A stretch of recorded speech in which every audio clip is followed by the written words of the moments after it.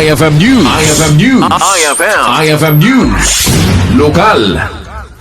Nahikamaya ti Vice Mayor sa League of the Philippines sa iti University of the Philippines sa UP para iti microcourse dagitoy.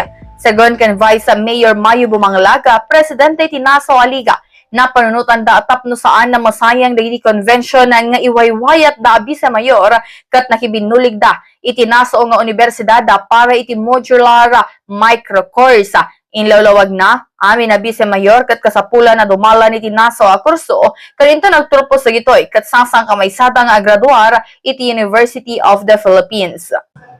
Dito yung administrasyon po as presidente kat iwa kadakwada nga dito yung administrasyon kat panawon iti pinagdidinanag, panawon iti pinag sisinyer iti ideas kat so far kat effective dito yung nga nagtutulagan mita talagang regardless of anong partido nagapanda, regardless na natikapatyanda iti pasamak tata iti politika iti nasyonal kat napindas iti meeting me.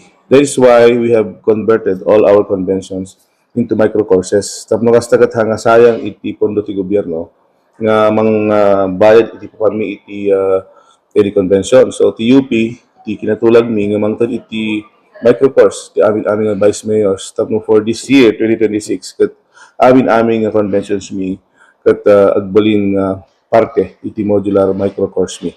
So by February amin nga vice mayors nga nakaturpos kada iti nga microcourse ket graduar mismo DJ UP grounds. And likewise na-establishment dati e-ladies program iti repository ti amin ordinansa ti buong Pilipinas. Kabayatan na may salaang daytoy karay ginarwaya programa at kalikaguma ni Bumanglaga kasamang idaulo iti liga para iti idudurasa iti komunidada. Para iti IFM News, Idol Bernadette Toledo, Tatak, IFM. IFM News. IFM News. IFM News. Lokal.